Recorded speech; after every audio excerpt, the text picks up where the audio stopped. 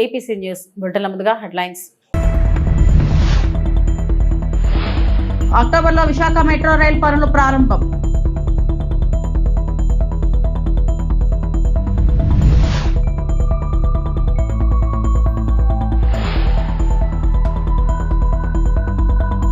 చంద్రబాబు అప్పుల సామ్రాట్ YS Jaganmohan Reddy.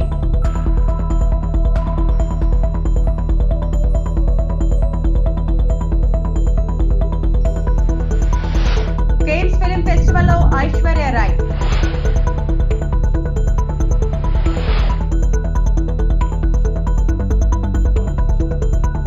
విశాఖపై CM Chandrababu ప్రత్యేక దృష్టి సారించిన నేపథ్యంలో ఆ ప్రాంతంలో ఉన్న ప్రధాన సమస్యల పరిష్కారంపై ప్రభుత్వం చర్యలు వేగవంతం చేసింది. ఈ నేపథ్యంలోనే వీఎంఆర్డీఏ పరిధి ఎమ్మెల్యేలు, ఇతర ప్రజాప్రతినిధులు, అధికారులతో మంత్రి నారాయణ ప్రత్యేక సమావేశం ఏర్పాటు చేశారు. ఆయా నియోజకవర్గాల్లోని సమస్యలను ఎమ్మెల్యేలు మంత్రి దృష్టికి తీసుకురాగా వాటినన్నింటినీ పరిష్కరిస్తామని ఆయన హామీ ఇచ్చారు. విశాఖపట్నంకి ఈరోజు ముఖ్యమంత్రి గారు ప్రత్యేకమైన శ్రద్ధ చేస్తూ అనేక ప్రాజెక్టులు తీసుకొచ్చి ఇక్కడ స్టార్ట్ చేస్తున్నారు. ఈ నేపథ్యంలో భోగాపురం ఎయిర్పోర్ట్ త్వరలో అది కంప్లీట్ కాబోతుంది. అయితే అది పూర్తి అయ్యేటప్పటికి అంటే ఎవరైతే ఫ్లైట్స్కి వాటికి పోతారో యాక్చువల్గా ట్రాఫిక్స్ ఇబ్బంది కాకుండా ఉండటానికి అటు వీఎంఆర్డీఏ వాళ్ళు దాదాపు 22 రోడ్డుని ప్లాన్ చేశారు. అందులో 15 రోడ్లు ఇమీడియట్గా టేకప్ చేయాలని యాక్చువల్గా దానికి సంబంధించిన టెండర్లు ఆ ప్రాసెస్ చేస్తున్నారు. అవన్నీ కూడా త్వరలో వర్క్స్ స్టార్ట్ అవుతాయి. టిట్కో హౌసెస్ 2014-19లో 7 లక్షల హౌసుల్లో 5 లక్షల హౌసెస్ టెండర్ పిలిచి ఎంతో వేగవంతంగా జరుగుతూ ఉంటే గత ప్రభుత్వం వచ్చి వాటిని 2,61,000 కుదించింది. పైన అవన్నీ చేసింటే అవి కూడా చేయాల. ఏదేమైనా కొన్ని హౌసెస్ని రేపు యాక్చువల్గా విజయదశమికి కంప్లీట్ చేసి ఇవ్వాలని నిర్ణయించారు. దానికి సంబంధించి ఫండ్ కూడా కొంత రాష్ట్ర ప్రభుత్వం టిట్కోకి రిలీజ్ చేసింది. అక్టోబర్ 1 నుంచి మెట్రో వర్క్స్ జరిగేటట్టుగా ఈరోజు మెట్రో డిపార్ట్మెంట్ ఏదైతే మున్సిపాలిటీలో ఉందో వాళ్ళు డిజైన్ చేశారు. అది జనరల్గా ఎక్కడైనా మెట్రో అంటే 4 years పడుతుంది. బట్ ఇక్కడ 3 yearsలో కంప్లీట్ కావాలని ముఖ్యమంత్రి గారు ఆదేశించారు. ఆ విధంగా యాక్చువల్గా దాన్ని ముందుకు తీసుకుపోతున్నాం. విశాఖపట్నం కూడా యాక్చువల్గా 1 crore plus పాపులేషన్ ఉండేటట్టుగా ఒక రింగ్ రోడ్ ని యాక్చువల్గా ఏపీ ముఖ్యమంత్రి నారా చంద్రబాబు నాయుడు మోసాలను వైఎస్ఆర్సీపీ అధినేత మాజీ CM YS Jaganmohan Reddy media సమావేశంలో ఎండగట్టారు. తాడేపల్లిలో వైఎస్ జగన్ కూటమి ఏడాది పాలనలో చంద్రబాబు సర్కార్ చేసిన అప్పులను లెక్కలతో సహా వివరించారు. ఈ 12 నెలల కాలంలోనే చంద్రబాబు రాష్ట్రాన్ని అతలాకుతలం చేశారు. ఈ ఏడాది కేంద్రంలో 13.76% పెరుగుదల కనిపిస్తే రాష్ట్ర రెవెన్యూ 3.8% మాత్రమే.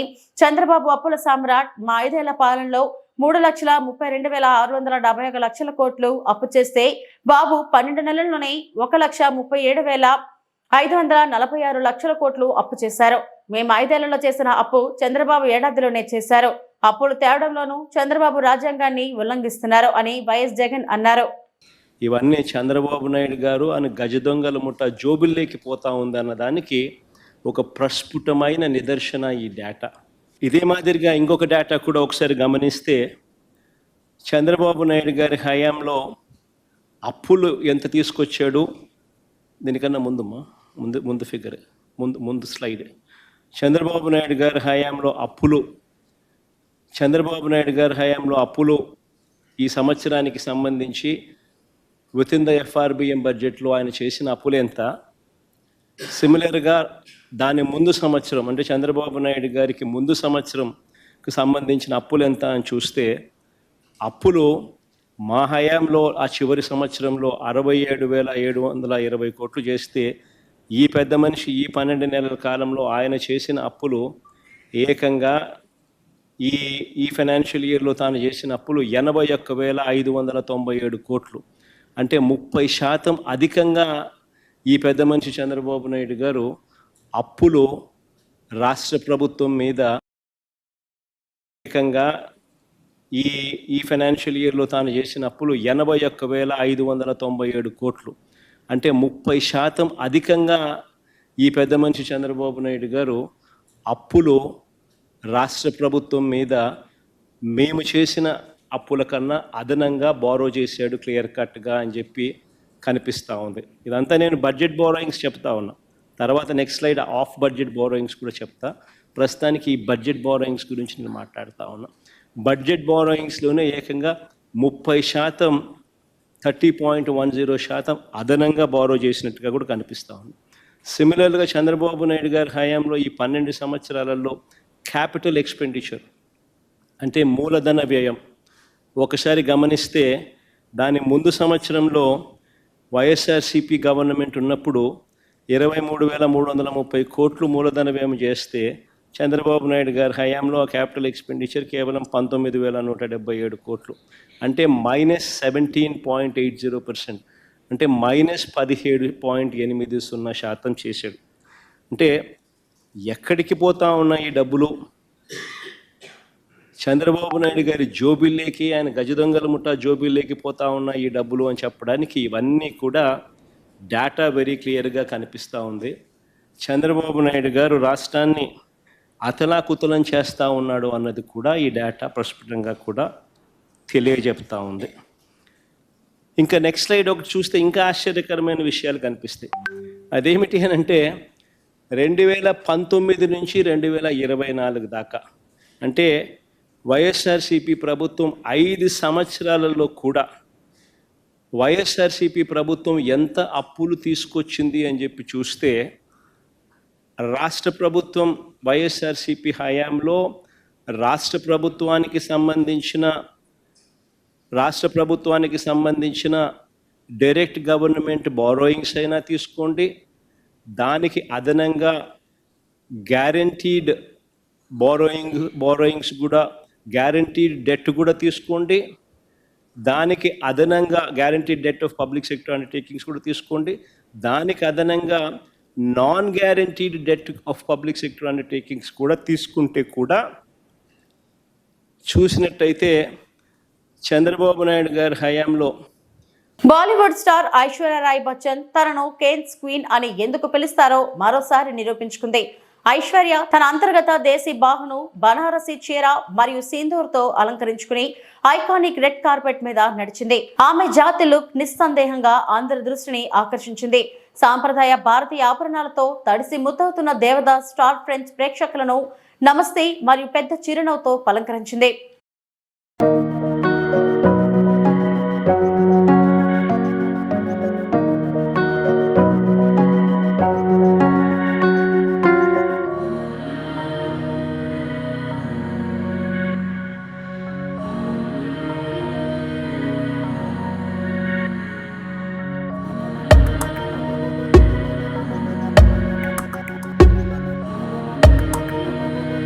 కూటమి ప్రభుత్వంపై గలమెత్తిన ఎండియు ఆపరేటర్లు కుట్రపూరితంగా ఎండియు వాహనాల రద్దుతో తమ ఉపాధి కోల్పోతామంటూ కర్నూలు కలెక్టరేట్ ఎదుట ఎండియు ఆపరేటర్లు ఆందోళన.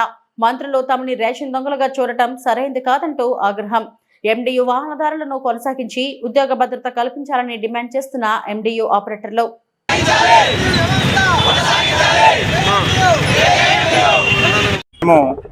రాష్ట్రంలో పనిచేస్తున్న సివిల్ సప్లైలో పనిచేస్తున్న ఎండి ఆపరేటర్స్ దాంట్లో ఉన్నాము. సివిల్ సప్లైలో ఏం లేదు సార్, నిన్న జరిగిన కేబినెట్లో మన మంత్రివర్యులు నాదెండ్ల మనోహర్ గారు ప్లస్ ఈ కేబినెట్ మంత్రులందరూ కలిసి ఒక ఇది ఇచ్చారు సార్, ఎండి వ్యవస్థని రద్దు చేస్తున్నాము, దీనివల్ల ఏదో అవకతవకలు జరుగుతున్నాయని చెప్పి మమ్మల్ని రద్దు చేస్తున్నట్టు ప్రకటించారు సార్. మేము మీ మీడియా ద్వారా మా బాధలు తెలుపుకోవడానికి వచ్చాం సార్. ఇక్కడికి ఏం లేదు, మా వల్ల ఏదో నష్టం జరిగిపోతుంది అని చెప్తున్నారే కానీ ఎక్కడ నష్టం జరిగినట్టు దాఖలాలు అయితే లేవు. ఎవరో ఒకరు చేస్తున్నారంటున్నారు. ఎవరో ఒకరు చేస్తే వాళ్ళని ఒక్కరిని తీసేసి వేరే వాళ్ళని అపాయింట్ చేసి వ్యవస్థను నడిపిస్తే బాగుంటుందని మా అభిప్రాయం. ఇట్లా ఉన్న పలంగా మా 9,260 మందిని ప్లస్ మాకు సంబంధించిన హెల్పర్స్ని ఉన్న పలంగా 18,000 పైచీలకు మందిని ఉన్న పలంగా రోడ్డు మీదకి వదిలేస్తే మా పరిస్థితి, మా భార్య పిల్లల పరిస్థితి చాలా ఆందోళనకరంగా ఉంటుంది. దయచేసి ఈ మాటను వెనక్కి తీసుకుంటూ రాష్ట్ర ప్రభుత్వం మమ్మల్ని కొనసాగించేలా నిర్ణయం తీసుకోవాలని మేమందరం వేడుకుంటున్నాం సార్. మాకు 2027 జనవరి నెల వరకు మాకు అగ్రిమెంట్ కూడా ఉంది. ఆ అగ్రిమెంట్ వరకు కొనసాగించి ఆ తర్వాత కూడా మాకు ఏదో ఒకటి ప్రత్యామ్నాయం చూపిస్తూ మాకు ఉద్యోగ భద్రత కల్పించాలని మేము గవర్నమెంట్ని మీ ద్వారా కోరుకుంటున్నాం సార్. నా పేరు కేశవ్ సార్, నేను వెల్దుర్తి మండలం ఎండియు ఆపరేటర్ని సార్. ఎండియు వ్యవస్థను ప్రారంభించారు. అప్పటి నుంచి ఇప్పటి వరకు ఇంటింటికి వెళ్ళి సరుకులు అందజేస్తున్నాం. వృద్ధులు కానీ, వికలాంగులు కానీ, బెడ్ పైన ఉన్న ప్రతి ఒక్కరికి ఇంటింటికి పోయి తంబే ఇచ్చి వాళ్ళకి సరుకులు ఇస్తున్నాం. ఈ వ్యవస్థ బాగుందని ప్రజలు మా వ్యవస్థనే కోరుకుంటున్నారు. ఇప్పటికి కూడా ఇంటింటికే సరుకులు రావాలి, మాకు ఇంటి దగ్గరికే రావాలా. మేము రేషన్ షాప్ కు పోయి సరుకులు తీసుకునే పరిస్థితి లేదు. మేము వెళ్ళలేము, గంటలు గంటలు అక్కడ నిలవలేము, మా చేత కాదు. ఇంటి దగ్గరకు వచ్చే విధానమే ఇంటి వద్దకే నిత్యావసర సరుకులు పంపిణీనే బాగుందని చెప్పి ప్రజలు మెచ్చుకున్నారు. ఈ వ్యవస్థ వచ్చినప్పటి నుంచి నిత్యం పనిచేస్తూనే ఉన్నాం. రాష్ట్రంలో పాలన చేతకాక రేవంత్ సర్కార్ రైతులను కన్నీళ్లు పెట్టిస్తుందని మాజీ మంత్రి హరీష్ రావు ఆరోపించారు. వానాకాలం సమీపిస్తున్న పచ్చిరొట్టె, జనుము, జీలుగు విత్తనాలు ఇప్పటి వరకు ఎక్కడా పంపిణీ చేయలేదన్నారు. రైతుల అవసరాలు తెలియని రాష్ట్ర ప్రభుత్వం పక్షం దాటిన తర్వాత టెండర్లు పిలిచి మొక్కుబడిగా విత్తనాలు సేకరించిందన్నారు. ఈ ఏడు వానాకాలం సమీపిస్తున్న రైతుల ఖాతాల్లో రైతు బంధు నగదు వేసే పరిస్థితి కనిపించడం లేదని అన్నారు. రైతు బీమాకు చెల్లించాల్సిన ప్రీమియం డబ్బులు ఫిబ్రవరి దాటినా చెల్లించకపోవడంతో అన్నదాతలు మరణిస్తే పరిహారం అందని పరిస్థితి తయారైందని ఆందోళన వ్యక్తం చేశారు. లిక్కర్ ధర పెంచుతా, విత్తనాల ధర పెంచుతా, రిజిస్ట్రేషన్ల ధరలు పెంచుతా, పెంచుడు తప్ప పంచుడు తెలియదు నీకు. మీరు రైతు ప్రభుత్వం, ఏం రైతు ప్రభుత్వం? రైతు బంధు ఎగ్గొట్టుడు రైతు ప్రభుత్వమా? రైతు బీమా కట్టకపోవడం రైతు ప్రభుత్వమా? వడ్లు తడిచిపోతే మొలకెత్తినా కొనకపోవడం రైతు ప్రభుత్వమా? రైతులకు కన్నీళ్లు పెట్టిస్తున్న ప్రభుత్వం మీ ప్రభుత్వం. రాష్ట్ర వ్యాప్తంగా జొన్నలు కొన్నారు, ఒక్క రూపాయి ఇచ్చిందా? 72 కోట్ల రూపాయలు రైతులకు రావాల్సింది ఉంది. ఇక ఉత్తమ్ కుమార్ రెడ్డి మాట్లాడితే 48 గంటల్లో పైసలు ఇస్తున్నాను. 48 రోజులు అయిపోయింది ఆయన ఒక్క రూపాయి ఇవ్వలేని ప్రభుత్వం ఏం చేస్తుందని నేను అడుగుతా ఉన్నా. ఇప్పటికైనా ప్రభుత్వం వెంటనే రివ్యూ చేసి రైతులకు సరిపడా జనుము, జీలుగు విత్తనాలు తక్షణమే అన్ని మండలాలకు పంపించాలని చెప్పి మేము డిమాండ్ చేస్తా ఉన్నాం. పెంచిన ధరలు ఉపసంహరించుకొని గతంలో ఇచ్చిన విధంగా సబ్సిడీ అందించాలని. ప్రభుత్వ నిబంధనల ప్రకారం మద్యం విక్రయం కేవలం ప్రభుత్వ ప్రామాణిత కౌంటర్ల ద్వారానే జరగాల్సి ఉన్నప్పటికీ కొత్తపల్లి మండలంలో ఎమ్మెల్యే అనుచరులు బెల్ట్ షాపుల నిర్వహణలో విచ్చలవిడిగా వ్యవహరిస్తున్నారు. స్థానికుల అభిప్రాయాల ప్రకారం ఎమ్మెల్యే వర్గానికి చెందిన మద్యం షాపులో మద్యం తీసుకొని మాత్రమే బెల్ట్ షాపులు నడిపించాలని సివిల్ పోలీసులు ఒత్తిడి చేస్తున్నట్లు ఆరోపణలు వెలువడుతున్నాయి. ఒక షాప్ నిర్వాహకుడైన సాంబశివ గౌడ్ ఈ వివక్షకు గురవుతున్నట్లు పోలీసులను ఆశ్రయించగా వారు మేమేమీ చేయలేము, ఎమ్మెల్యే అనుచరులతో మాట్లాడండి అంటూ చేతులెత్తేసినట్లు సమాచారం. దీంతో పోలీసుల తీరుపై సందేహాలు వ్యక్తమవుతున్నాయి. ఇదే సమయంలో ఎమ్మెల్యే వర్గానికి చెందిన షాపుల్లో మద్యం బహిరంగంగా ఆటోల ద్వారా తరలిస్తూ పక్క గ్రామాల్లో బెల్ట్ షాపులు నడుపుతున్నా పోలీసులు మౌనంగా తలుపుతున్నారు. మరోవైపు ఇతర వ్యక్తులు ఇదే పనిని చేస్తే మాత్రం పోలీసులు కేసులు నమోదు చేసి దాడులు జరుపుతున్నారు. స్థానికులు ఈ పరిస్థితిని తీవ్రంగా విమర్శిస్తున్నారు. ప్రభుత్వ నిబంధనలు అందరికీ ఒకేలా వర్తించాలి తప్ప ఒక వర్గానికి ప్రత్యేక అనుమతులు ఎలా అని ప్రశ్నిస్తున్నారు. వాళ్ళు ఏమన్నారు, మీరు అటువంటిప్పుడు మీరు కొత్తపల్లి మండలంలో బెల్ట్ షాపులో మెయింటైన్ చేయడానికి మీకు అవకాశం ఉండదు, మీరు ఓన్లీ షాపుల్లోనే వ్యాపారం చేయాలని చెప్పడం జరిగింది. అందుకు నేను నాకు గవర్నమెంట్ షాప్ అలాట్ చేసింది కూడా కౌంటర్లో అమ్ముకోవడానికి, బెల్ట్ షాపులు ఇవ్వడానికి కాదు అని నేను కూడా వాళ్ళకు వివరించడం జరిగింది. తర్వాత నేను షాప్ ఓపెన్ చేసుకొని నా బిజినెస్ నేను చేసుకుంటున్నాను. కానీ వాళ్ళకి ఇది కళ్ళమంటగా భావించి వాళ్ళు ఏం చేసినారు, నందికొట్కూరు మండలంలోని పగిడాల, నందికొట్కూరు, బంగ్లా వాళ్ళకు సంబంధించిన వాళ్ళ అనుచరులకు, ఎమ్మెల్యే తరఫున ఉన్నటువంటి అనుచరులకు అక్కడ ఉన్నటువంటి షాపులో నుంచి కార్లలో, మ్యాక్సీల్లో, బైకుల్లో మందుని తీసుకొచ్చి కొత్తపల్లి మండలంలో పల్లెల్లో బెల్ట్ షాపులు విచ్చలవిడిగా వ్యాపారం చేసినారు. దానివల్ల ఆ మండలంలో నుంచి నాకు రావాల్సిన వ్యాపారము, రిటైల్ వ్యాపారము రాకుండా నా బిజినెస్ తగ్గిపోయింది. నేనేమో గవర్నమెంట్కి రెంటల్ కడుతూనే వస్తున్నాను. ఇటువంటి సందర్భంలో గవర్నమెంట్ కొత్తగా గౌడ్స్కు కేటాయించిన ఒక షాపు కొత్తపల్లెకు కేటాయించడం జరిగింది. ఈ కొత్తపల్లె షాపుకు సంబంధించిన గౌడ్స్ షాపును ఈ ఎమ్మెల్యే అనుచరులు, ముఖ్యంగా ఇద్దరు అనుచరులు, ఒక అతను వచ్చేసి కొత్తపల్లె మండల కన్వీనరు, ఇతని పేరు వచ్చేసి నారపరెడ్డి, ఇంకొకరు శివపురం లింగస్వామి గౌడు, వీళ్ళిద్దరూ కలిసి అక్కడ గౌడ్స్కి కేటాయించినటువంటి షాపును భాగస్తులుగా ఏర్పాటు చేసుకొని ఆ షాపులో వాళ్ళు అక్కడి నుంచి మొత్తం పల్లెలకంతా ఒక ఆటోలో, తర్వాత బైకుల్లో, కార్లలో మందును బెల్ట్ షాపులకు, పల్లెలకు మొత్తం కొత్తపల్లె మండలం అంతా సప్లై చేయడం జరిగింది. ఈ విషయాన్ని నేను పోలీసు వారి దృష్టికి కూడా తీసుకెళ్ళినాను 1-2 సార్లు. తీసుకెళ్తే వాళ్ళు ఏం చెప్తున్నారంటే, లేదు గౌడు, నువ్వేం చేయాలి అంటే ఎమ్మెల్యే చెప్పిన మాట విను, ఎమ్మెల్యే నుంచి మాకు ఆదేశాలు వస్తాయి ఇండైరెక్ట్గా, ఈ ఎవరైతే ఎమ్మెల్యే అనుచరులు ఉన్నారో వాళ్ళ నుంచి మాకు ప్రెజర్ ఉంది, కాబట్టి మేము నీకు సహాయం చేయలేము, మీరు వీలైతే వాళ్ళతో వాటా పంచుకోండి, లేదంటారా సైలెంట్గా మీ ఎంత చెప్పినా కౌంటర్లోనే వ్యాపారం చేసుకోండి బెల్ట్ని అయితే మేము కట్టడి చేయలేము ఇండైరెక్ట్గా చెప్తున్నారు, డైరెక్ట్గా చెప్పడం లేదు, ఇండైరెక్ట్గా చెప్తున్నారు. నేను కొన్ని సందర్భాల్లో అడిగాను, సార్ కౌంటర్లో వాళ్ళు కూడా కౌంటర్లో అమ్మాలి కదా, వాళ్ళకు కూడా బెల్ట్ షాప్లో పల్లెలో తిరిగి వేసే హక్కు లేదు కదా, నేను కూడా వాళ్ళని రక్షించడం జరిగింది. నా ముందర మాత్రం వాళ్ళు ఏం చెప్తారు, లేదు ఎవరు అమ్మకూడదు, మీరు అమ్మకూడదు, వాళ్ళు అమ్మకూడదు అని విషయం అయితే చెప్తారు. కానీ పల్లెలకు వెళ్ళి ఎవరైతే బెల్ట్ షాపులు వ్యాపారం చేస్తున్నారో కొంతమంది ఎవరైనా నాకు తెలియకుండా 2-3 క్వార్టర్లు నా షాపులో తీసుకుని వెళ్ళింటారు. అటువంటి బెల్ట్ షాపుల వాళ్ళ దగ్గరికి వెళ్ళి, బాబు మీరు ఎక్కడ తెచ్చుకున్నారు, మీరు ఇక్కడ వీళ్ళ షాపులో తెచ్చుకోకూడదు, ఎమ్మెల్యేకి సంబంధించిన షాపులోనే మీరు తెచ్చుకోవాలి అని వాళ్ళని ఒత్తిడి చేయడం జరుగుతుంది కొంతమంది కానిస్టేబుల్. ఈ విషయం నాకు ఆ పల్లెల్లో అమ్మే బెల్ట్ షాపుల వాళ్ళ ద్వారానే నాకు తెలిసింది. కాకపోతే ఈ విషయాన్ని కూడా నేను ఎస్ఐ గారి దృష్టికి తీసుకెళ్లడం జరిగింది. తీసుకెళ్తే వాళ్ళు ఏం చెప్తున్నారు, లేదు మా కానిస్టేబుల్ అలా చెప్పరు అంటున్నారు. కన్నడలో మాట్లాడాలని అడిగినందుకు బెంగళూరులోని సూర్యనగర్లోని state bank of India manager customer తో వాగ్వాదానికి దిగిన వీడియో సోషల్ మీడియాలో వైరల్ గా మారింది.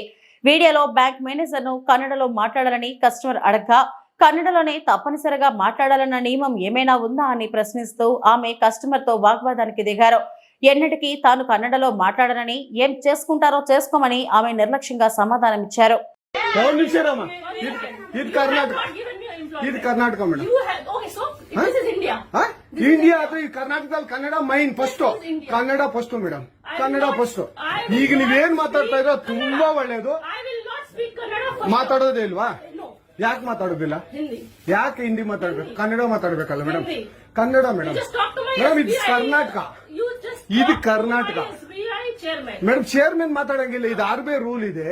ಆ ಸ್ಟೇಟ್ ಗಳಲ್ಲಿ ಆ ಭಾಷೆ ಮಾತಾಡಬೇಕು. ನೀವು ಮ್ಯಾನೇಜರ್ ಆದ್ರೆ ಮಾತಾಡಬಾರ್ದ ಸರ್? ದಯವಿಟ್ಟು ಮಾತಾಡ್ಬೇಡಿ ಮೇಡಮ್. ಒಂದು ನಿಮಿಷ, ಕನ್ನಡನೇ ಬರಲ್ಲ? ಇರಿ ಸರ್, ಮಾತಾಡಿ ಮೇಡಮ್. ನೀವು ಮಾತಾಡಲ್ಲ ಮೇಡಮ್? ಸೂಪರ್.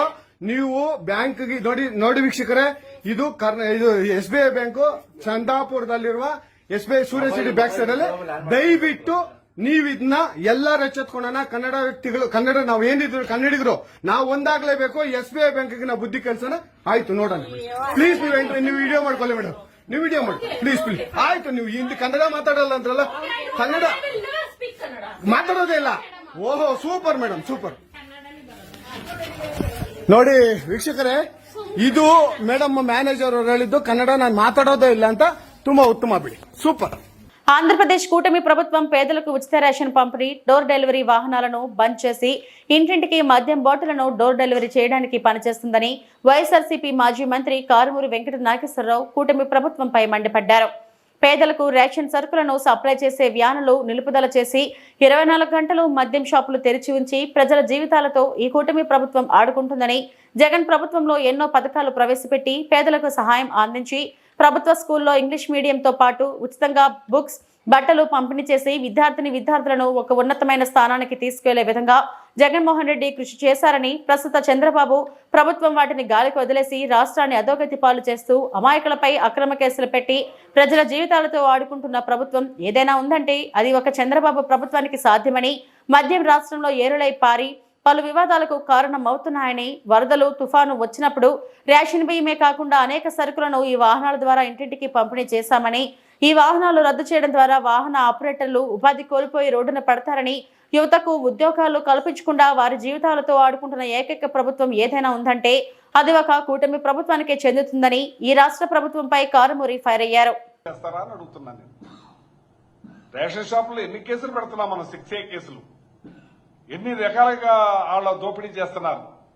ఆ అట్లు కూడా మీరు మోసేస్తారు. టోటల్గా చేసి ఏం చేద్దాం అనుకుంటారు అంటే టోటల్గా ఎత్తేయాలని చూస్తున్నారేమో అని నాకు అనిపిస్తా ఉంది.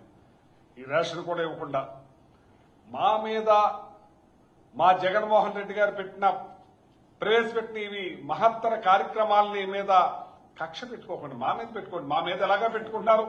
లేని కేసులను కనిపించి లేని విధంగా మీరు జైల్లో పెట్టించే కార్యక్రమం చేస్తున్నారు. మేము రాజకీయ నాయకులు తట్టుకుంటాం. మీరు జైల్లో పెట్టించండి, మా మీద ఇచ్చేయండి, కానీ ప్రజలని ఇబ్బంది పెట్టే కార్యక్రమం చేయొద్దని చెప్పి తెలియజేస్తున్నాను. ప్రజలకు మీరు ఓటేశారు. ప్రజలు వేశారో ఓటు, ఈవీఎంల ద్వారా గెలిచారో, మొత్తం మీద గెలిచారు మీరు. ఈ కక్ష సాధింపు ప్రజల మీద చేయకుండా ప్రజా పంపిణీ వ్యవస్థలు ప్రజలకు అందించే విషయంలో మీరు కక్షపూరితమైనది వాళ్ళ మీద చూపించకుండా మా మీద ఎలాగా చూపిస్తున్నారు కాబట్టి మా మీద చూపించండి. మా నాయకుడు పెట్టి మంచి పేరు వచ్చినాయి, మంచి దేశాల్లో పేరు వస్తున్నాయని చెప్పి అట్ల మీద మీరు చూపిస్తా ఉన్నారు, వ్యవస్థలను కుప్ప కూలుస్తా ఉన్నారు. ఇవాళ చదువులు ఉన్నాయి, ఇవాళ మంచి దాని మీద మరి జడ్పీ హై స్కూల్ కానీ ఆ స్కూల్స్ కానీ విపరీతంగా బ్రహ్మాండంగా మార్చి ఇంగ్లీష్ మీడియం తీసుకొచ్చి ఇంగ్లీష్ మీడియం వేస్ట్ అన్నారు, దండగా అన్నారు, అల్లరి చేశారు, దుర్మార్గం చేశారు. మళ్ళీ ఆ వ్యవస్థని మీరు కొనసాగించే కార్యక్రమం చేస్తున్నారు. కానీ ఆ స్కూల్స్ ను మాత్రం పాడు చేసే కార్యక్రమం చేస్తున్నారు. ట్యాబ్లు ఇచ్చారు, ఇంగ్లీష్ మీడియం, డ్రెస్సు, మంచి స్కూలు బ్రహ్మాండంగా నడిపించే కార్యక్రమం చేస్తే అది నిర్యాణం చేసే కార్యక్రమం చేస్తున్నారు.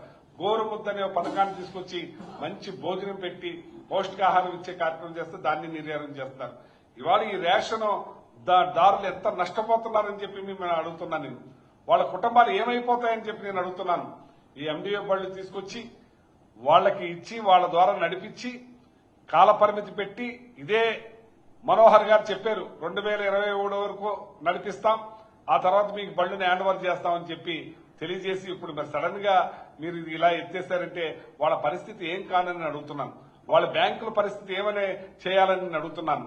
ఇవన్నీ కూడా మీరు దృష్టిలో పెట్టుకుని ఇది కొనసాగించవలసిన అవసరం మీకు ఉందని చెప్పి ఈ సందర్భంగా తెలియజేస్తున్నాను.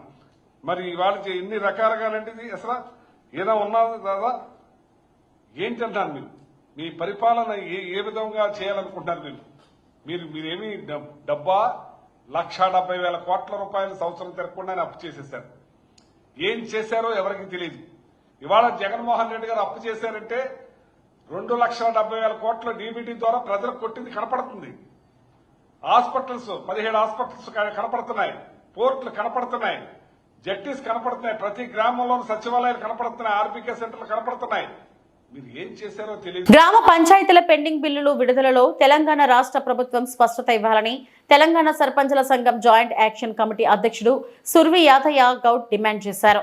ఏ ప్రాధాన్యత ప్రకారం బిల్లులు విడుదల చేశారో, 12,769 సర్పంచుల బిల్లుల్లో ఎంత శాతం చెల్లించారు, ఇంకా ఎన్ని బకాయిలు ఉన్నాయో ప్రభుత్వం శ్వేతపత్రం విడుదల చేయాలని కోరారు. గ్రామ కార్యదర్శులు తమ జేబుల నుండి ఖర్చు చేసిన బిల్లులు ఎస్డీఎఫ్, సిడిఎఫ్, ఎస్ఎఫ్సి కింద పెండింగ్ లో ఉన్న నిధులపై స్పష్టత ఇవ్వాలన్నారు. ఈ కాంగ్రెస్ ప్రభుత్వం రేవంత్ రెడ్డి ముఖ్యమంత్రి గారు సర్పంచ్ల పెండింగ్ బిల్లులు విడుదల చేసినామని ఒక ప్రకటనలకే పరిమితమైనవి. ఎందుకంటే ఎస్డిఎఫ్ అనే నిధులు స్టేట్ డెవలప్మెంట్ ఫండ్ నుంచి గత ముఖ్యమంత్రి గారు ఇచ్చి చేయించిన పనులు అవి కేవలం కాంట్రాక్టర్లు, కొంతమంది గుత్తేదారులు చేసిన పెండింగ్ బిల్లులు. కానీ సర్పంచులు గ్రామ పంచాయతీలో చేసిన పెండింగ్ బిల్లులు అంటే ఎస్ఎఫ్సి నిధుల నుంచి, సిడిపి నిధుల నుంచి పనులు చేసినవి ఎక్కువగా ఉన్నాయి. అవి విడుదల చేస్తేనే సర్పంచుల పెండింగ్ బిల్లులు విడుదల చేసినట్టు ఉంటది, వాళ్ళకు బిల్లులు అంతే ఈ సర్పంచులకు. కానీ ఎస్డిఎఫ్ అనే దాని మీద పెద్ద పెద్ద కాంట్రాక్టర్లు ఉన్నారు, మామూలు కాంట్రాక్టర్లు ఉన్నారు. వాళ్ళు చేసిన బిల్లులు ఇవ్వడం కూడా మేము హర్షం వ్యక్తం చేస్తున్నాం. కానీ మా సర్పంచుల పెండింగ్ బిల్లులు ఇవ్వాలని మేము గ్రామ పంచాయతీలలో ఎంబీ రికార్డులు చేసి ఏఈడీలతోని సెక్ మేజర్లు చేసి ఎంబీ రికార్డులు అయ్యి ఉన్నాయి. ఆ రికార్డులు అయినా ఉన్న డబ్బులు రిలీజ్ చేయాలి. అవి ఎన్ని ఉన్నాయో స్టేట్ గవర్నమెంట్ అన్ని వాటి డేటా తీసుకొని ఆ డేటా ప్రకారం ఈ సర్పంచులకు రావాల్సిన పెండింగ్ బిల్లులు చెల్లించిన తర్వాతనే స్థానిక సంస్థల ఎన్నికలు పోవాలి. ఏదో ఈ ప్రభుత్వం ఎన్నికలు పోదామని అడావిడి చేస్తున్నది. కానీ సర్పంచుల పెండింగ్ బిల్లులు చెల్లించకుండా ఎన్నికలకు పోతే మేము సర్పంచులం ఉన్న గ్రామాల్లో ఉన్న సర్పంచులం అందరం ఎన్నికలను అడ్డుకుంటేందుకు మేము సిద్ధంగా ఉన్నాం. కాబట్టి ప్రభుత్వం తక్షణమే స్టేట్ డెవలప్మెంట్ ఫండ్ విడుదల చేసినట్టే మా గ్రామ పంచాయతీలలో ఎంబీ రికార్డులు అయినాయి అవి. కాబట్టి ఎస్ఎఫ్సి నిధులు తక్షణమే రిలీజ్ చేయాలని ప్రభుత్వాన్ని కోరుతున్నాం. ఈ ప్రభుత్వం సర్పంచుల పెండింగ్ బిల్లులు ఎన్ని ఉన్నవి, ఏ స్థాయిలో తగ్గట్టు ఉన్నవి అనే దాని మీద వివరణ ఇవ్వాలి. ఎందుకంటే పంచాయతీ కార్యదర్శులు ఇప్పుడు జేబులకెళ్ళి పెట్టుకొని పనులు చేసినవి ఎన్ని ఉన్నాయి, మేము గతంలో సర్పంచులం ఎంబీలు రికార్డ్ అయిన బిల్లులు ఎన్ని ఉన్నాయి, ఎస్డిఎఫ్ ఎన్ని ఉన్నాయి, సిడిఎఫ్ ఎన్ని ఉన్నాయి, మహాత్మా గాంధీ జాతీయ ఉపాధి హామీ పథకం ద్వారా చేసిన పనుల పెండింగ్ బిల్లులు ఎన్ని ఉన్నాయి. కాబట్టి ఈ పూర్తి పెండింగ్ బిల్లుల మీద ఈ ప్రభుత్వం శ్వేతపత్రం విడుదల చేయాలి. విడుదల చేసి ఈ గతంలో నుంచి ఇప్పటిదాకా చూసుకుంటే ఎన్ని బిల్లులు ఈ ప్రభుత్వం అధికారంలోకి వచ్చినాక ఈ ప్రభుత్వం చెల్లించింది, ఇంకా ఎన్ని చెల్లించవలసినవి ఉన్నాయి, పూర్తి డేటా ప్రకటన చేసి వీళ్ళు ప్రభుత్వం పెండింగ్ బిల్లులు విడుదల చేయాలి. కానీ ఎటువంటి స్పష్టత లేకుండా మేము SDF రిలీజ్ చేసినాం, 10 లక్షల లోపు రిలీజ్ చేసినామని చెప్పి ప్రకటనలు ఇవి సరైనవి కావు. కాబట్టి ప్రభుత్వం తక్షణమే ఈ సర్పంచ్ల పెండింగ్ బిల్లుల మీద స్పష్టమైన ప్రకటన చేయాలి. ఇవి ఇప్పటివరకు నా బులెటిన్ అప్డేట్స్. నమస్తే.